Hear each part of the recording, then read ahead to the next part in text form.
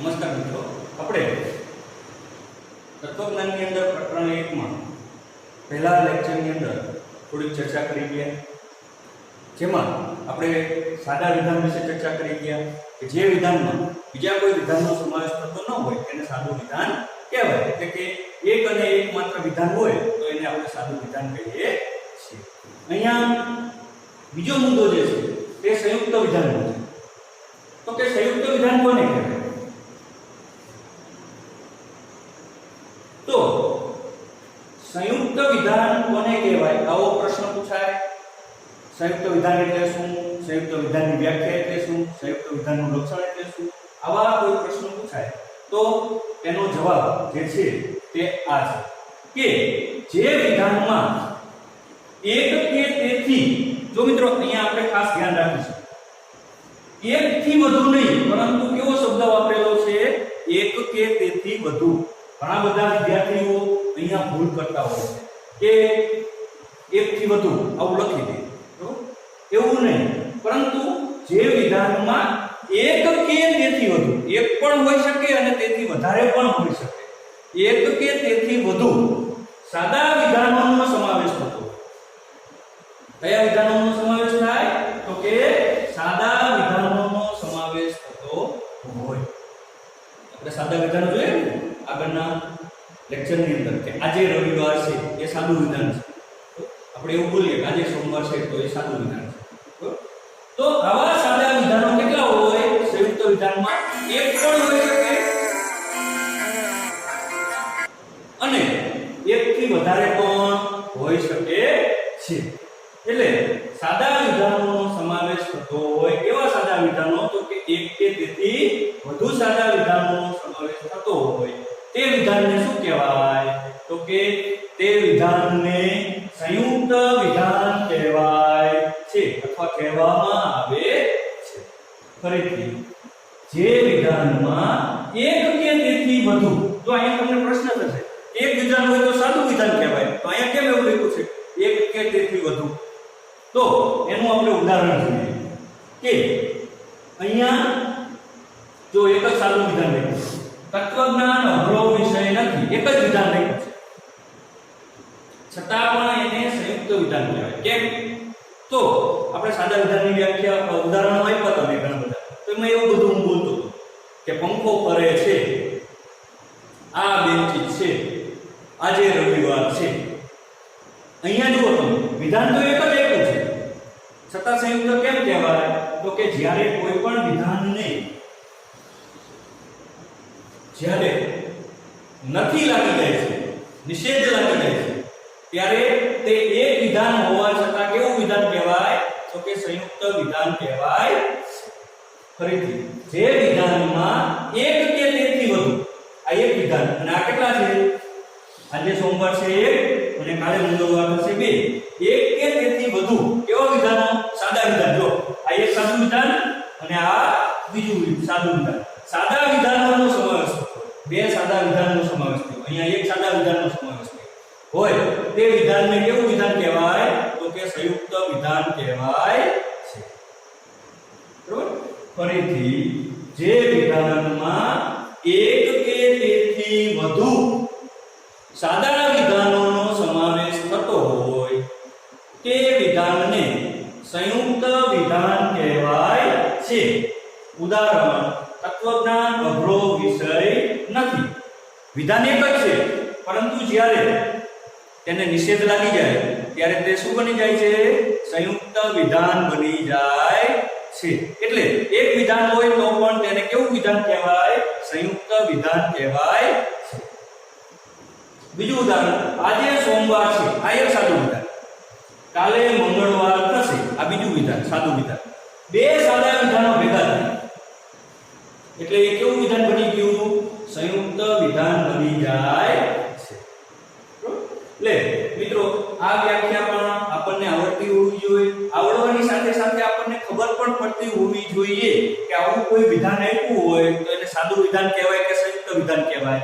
આવા બે વિધાનો આપ્યા હોય, વચ્ચે જે શબ્દ છે એની ચર્ચા આપણે આગળ કરીએ છીએ, બરોબર, જોડાયેલું હોય તો એને કેવું વિધાન કહેવાય? સાદું વિધાન કહેવાય કે સંયુક્ત વિધાન કહેવાય? એ પણ સાથે સાથે આપણને ખ્યાલ હોવો જોઈએ, અને આ ખ્યાલ હોવો જોઈએ એ જ ખૂબ મહત્વનું છે. આપણે 11મા ધોરણમાં પણ આની ચર્ચા કરીને આવ્યા છે. બરોબર, ફરીથી જે વિધાનમાં એક કે તેથી વધુ, ધ્યાન રાખજો ખાસ, એક થી વધુ નહીં પરંતુ એક કે તેથી વધુ સાદા વિધાનોનો સમાવેશ થતો હોય તે વિધાનને કેવું વિધાન કહેવાય છે? સંયુક્ત વિધાન કહેવામાં આવે છે અથવા કહેવાય છે. એનું ઉદાહરણ તત્વજ્ઞાન અઘરો વિષય નથી. આ સિવાય આપણી પાસે ઘણા બધા ઉદાહરણો હોય છે. દાખલા તરીકે તમે બેઠા છો પરીક્ષામાં અને ઉપર પંખો ફરતો નથી, તો તમે લખી શકો આ પંખો ફરતો નથી. નથી આવી ગયું એટલે શું બની ગયું? સંયુક્ત વિધાન. બરાબર, કોઈ પણ ઉદાહરણ, આજે સોમવાર નથી, એટલે આના ઉદાહરણો આપણે પાકા કરવાની જરૂર નથી રહેતી. આપણી આજુબાજુથી આપણને અઢળક ઉદાહરણો મળે છે. હવે જો ત્યાં એવું પણ લખ્યું છે એક પણ હોઈ શકે ને એક થી વધુ, તો અહીંયા આપણે બે સાદા વિધાનો બને કે બે સાદા વિધાનો. તો બે સાદા વિધાનોનો સમાવેશ થતો હોય તો એને પણ સંયુક્ત વિધાન કહેવાય.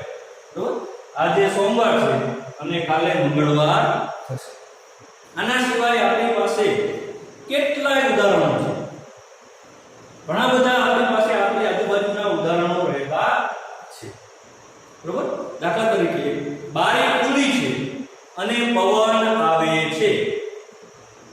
બારી ખુલ્લી છે એક સાદું વિધાન થયું, પવન આવે છે બીજું સાદું વિધાન થાય છે. બરોબર, આવા અનેક ઉદાહરણો હોય છે જે આપણી આજુબાજુ હોય છે. તમે ઉદાહરણ ના આવડે આજુબાજુ નજર કરો ને તો પણ આવી જાય.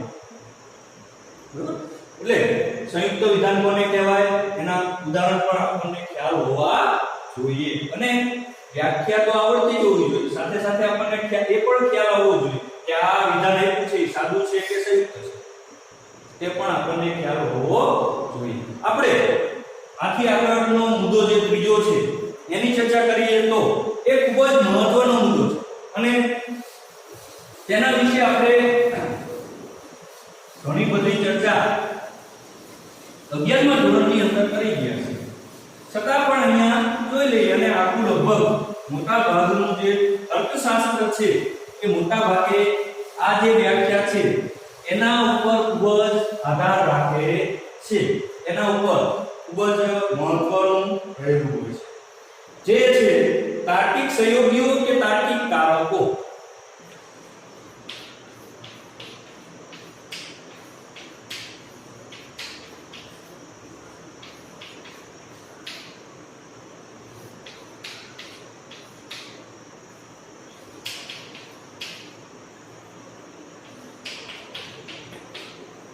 મોટા ભાગે આપણે તાર્કિક કારકો આ શબ્દનો ઉપયોગ કરવાનો થાય છે, અને તમને ખબર છે 11મા ધોરણમાં ભણીને આવ્યા છો તાર્કિક કારકો કેટલા છે, તાર્કિક કારકો કોને કહેવાય.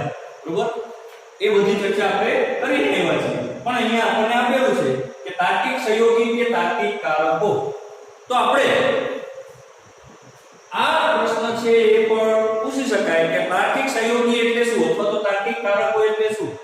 તાર્કિક કારકની વ્યાખ્યા, તાર્કિક સહયોગીની વ્યાખ્યા, તાર્કિક કારક કોને કહેવાય, આવું આપણને પૂછી શકાય છે. હવે આપણે આગળ જોઈ રહ્યા કે સાદું વિધાન અને સંયુક્ત વિધાન. દાખલા તરીકે ઘણી વખત એવું બને કે બે સાદા વિધાન હોય તો એને સંયુક્ત વિધાન કહેવાય કે ન કહેવાય. સંયુક્ત વિધાન ત્યારે જ બને કે તે તાર્કિક કારકથી જોડાયેલું. શેનાથી જોડાયેલું હોય? તાર્કિક કારકથી જોડાયેલું હોય તો જ એને સંયુક્ત વિધાન કહેવાય. માત્ર બે સાદા વિધાન લખી નાખો તો એને સંયુક્ત વિધાન કહેવાય નહીં. દાખલા તરીકે આપણે આવું લખ્યું હોય, આજે રવિવાર છે, કાલે સોમવાર છે. હવે ચાલો આને આપણે સાદું વિધાન કેવું કે સંયુક્ત વિધાન કહેવાય. સંયુક્ત વિધાન કહેવાય તો આને સંયુક્ત વિધાન કહેવાય નહીં. શા માટે? આને માત્ર ને માત્ર બે સાદા વિધાન કહેવાય. શું કહેવાય છે? માત્ર ને માત્ર બે સાદા વિધાનો કહેવાય છે. આ બંને વિધાનો કોઈકના કારણે જોડાવવા જોઈએ. કોઈ એક શબ્દ છે તાર્કિક કારકોથી જોડાયેલા હોય તો જ એને સંયુક્ત વિધાન કહેવાય, નહીંતર સંયુક્ત વિધાન કહેવાતું નથી. તાર્કિક કારક કે તાર્કિક સંયોગી કોને કહેવાય? તો અહીંયા આપણે એની વ્યાખ્યા જોઈએ કે જે શબ્દ કે શબ્દ સમૂહના ઉપયોગના લીધે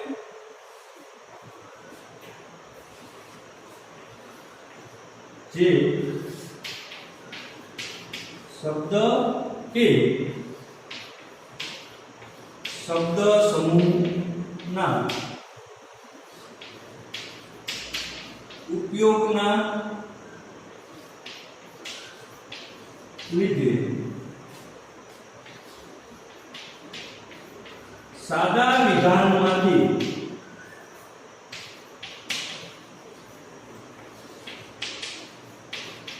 સંયુક્ત વિધાનોની રચના થાય.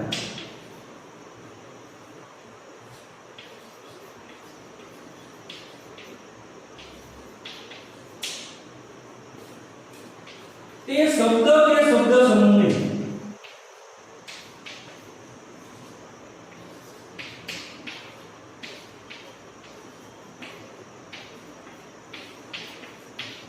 તાર્કિક કારક કે તાર્કિક સંયોગી કહેવાય છે. જે શબ્દ કે શબ્દ સમૂહના ઉપયોગના લીધે સાદા વિધાનમાંથી સંયુક્ત વિધાનની રચના થાય. તે શબ્દ કે શબ્દ સમૂહને તાર્કિક કારક અથવા તાર્કિક સંયોગી કહેવાય છે. દાખલા તરીકે મેં આમાં એક ઉદાહરણ આપ્યું હતું, ફરીથી આપું. બરાબર? તો કે રામ વનમાં જશે.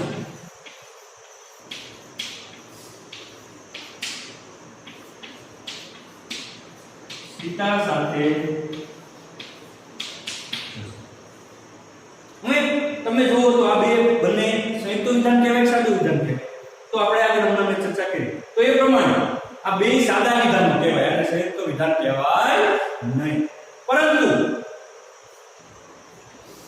કોઈ શબ્દ કે શબ્દ સમૂહનો ઉપયોગ કરીને આપણે કોઈ એવો શબ્દ વાપરીએ કે આ બે સાદા વિધાનમાંથી કેવું વિધાન બની જાય? તો કે સંયુક્ત વિધાન બની જાય. તેવા શબ્દ કે શબ્દ સમૂહનો આપણે ઉપયોગ કરીએ તો એ શબ્દ કે શબ્દ સમૂહને શું કહેવાય છે? તાર્કિક કારક કહેવાય છે. દાખલા તરીકે રામ વનમાં જશે અને સીતા સાથે જશે.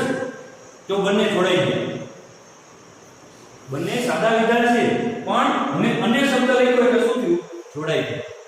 આ જોડાઈ ગયા એટલે એ કેવું વિધાન બની ગયું?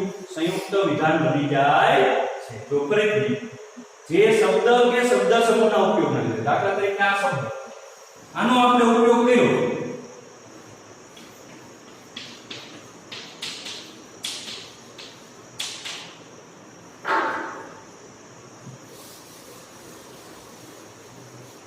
જો હજી તમે એવું કહેવામાં આવે આ સાદું વિધાન છે સંયુક્ત વિધાન તો આપણે એટલું જ કહી શકીએ કે આ બે સાદા વિધાન છે. પરંતુ અહીંયા આપણે કોઈ શબ્દનો ઉપયોગ કર્યો અને હવે કોઈ કહે કે આને સાદું વિધાન કહેવાય, સંયુક્ત વિધાન, તો સંયુક્ત વિધાન કહેવાય. કેમ? બંને વિધાનો જોડાઈ ગયા. એટલે આને આપણે હવે સંયુક્ત વિધાન કહીશું. જો જે શબ્દ કે શબ્દ સમૂહ એટલે કે આ શબ્દ અહીંયા ઘણા બધા શબ્દ વપરાય છે જે પાંચ તાર્કિક કારકો છે. તમે 11મા ધોરણની અંદર અભ્યાસ કરીને આવ્યા છો. અને જો તો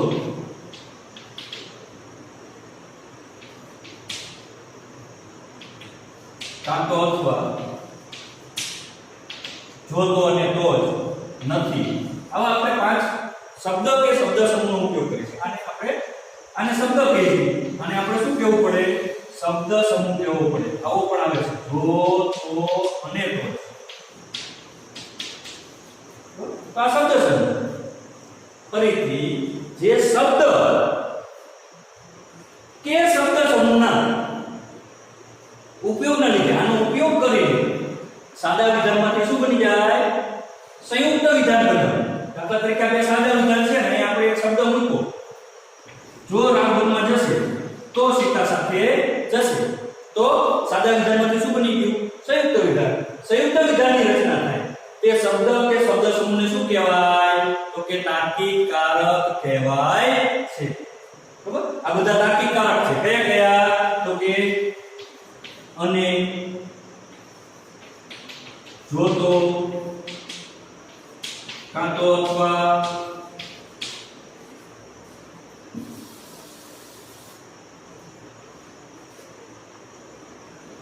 અને જોતો કાં તો અથવા જો તો અને તો જ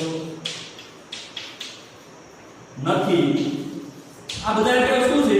તાર્કિક કારકો છે. જો આ શબ્દનો તમે કોઈ પણ બે સાદા વિધાન પહેલા લખી લો, બરોબર?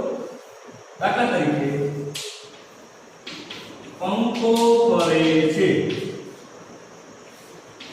પવન આવે છે. તો પંખો ફરે છે, પવન આવે છે, આ બે સાદા વિધાન છે. હવે જો તમે આમાંથી કોઈ પણ નો ઉપયોગ કરો. દાખલા તરીકે આપણે અહીંયા એક વિધાન અને પંખો ફરે છે અને પવન આવે છે. હવે સંયુક્ત વિધાન બન્યું.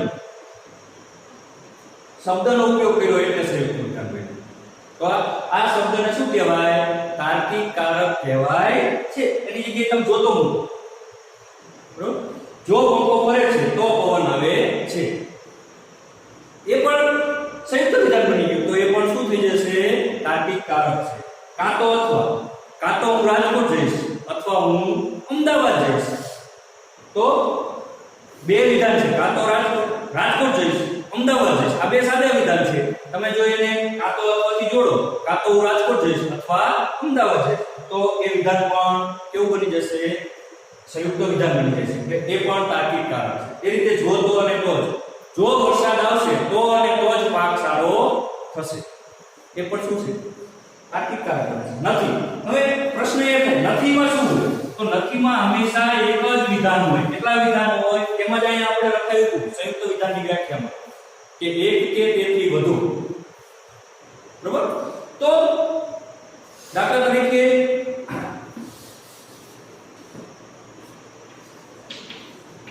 આજે રવિવાર છે, આ સાદું વિધાન છે. પરંતુ આ છે ની જગ્યાએ જ્યારે આપણે નથી લગાવી દઈએ, શું લગાવી દઈએ છીએ? નથી, ત્યારે શું થઈ જાય છે? સંયુક્ત વિધાન બની જાય છે. એટલે ફરીથી વ્યાખ્યાની આપણે ચર્ચા કરીએ કે જે શબ્દ કે શબ્દ સમૂહનો આપણે ઉપયોગ કરીએ તો સાદા વિધાનમાંથી કેવું વિધાન બની જાય છે? સંયુક્ત વિધાન બની જાય. એને શું કહેવાય? તાર્કિક કારક કહેવાય છે. આવો પ્રશ્ન આપણને પૂછી શકે. ખાસ આગળ ચર્ચા આવે છે એમાં કે તાર્કિક કારકો કેટલા છે? આ ખાસ વારંવાર વિકલ્પમાં પૂછાતો પ્રશ્ન. તાર્કિક કારકો કેટલા છે? તો તાર્કિક કારકો 5 છે. કેટલા છે? 5 છે. જો મેં પાંચે પાંચ અહીંયા લેખા પણ છે. આવો પ્રશ્ન પૂછાય, પાકો કરી નાખજો. તો પાકો છે, આપણને ખ્યાલ જ છે. તાર્કિક કારકો 5 છે. કયા કયા? તો અને, જોતો, કાં તો અથવા, જોતો અને તો જ અને નથી. આ 5 તાર્કિક કારકો છે.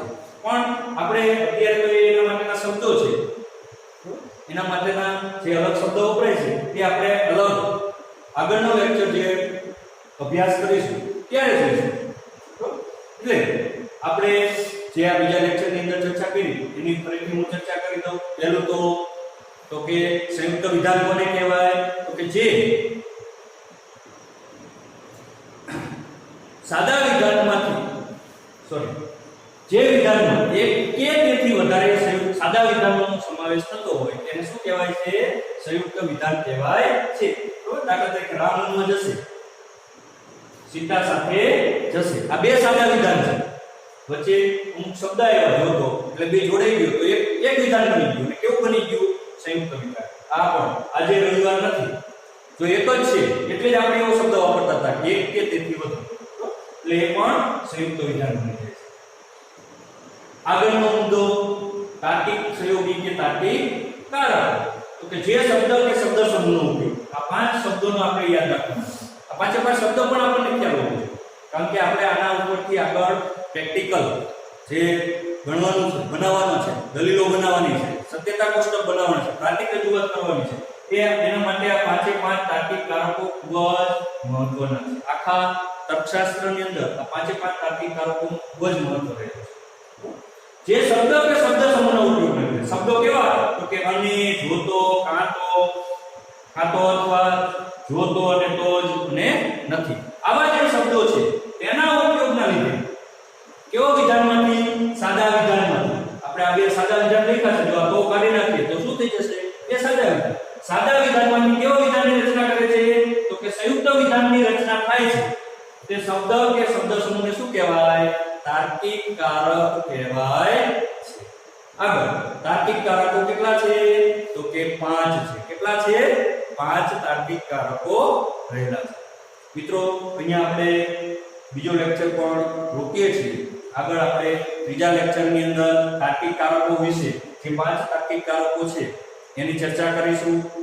5 તાર્કિક કારકોમાં કયા કયા શબ્દો અને શબ્દ સમૂહનો ઉપયોગ થાય છે, એના માટે પ્રતીકો કયા વપરાય છે.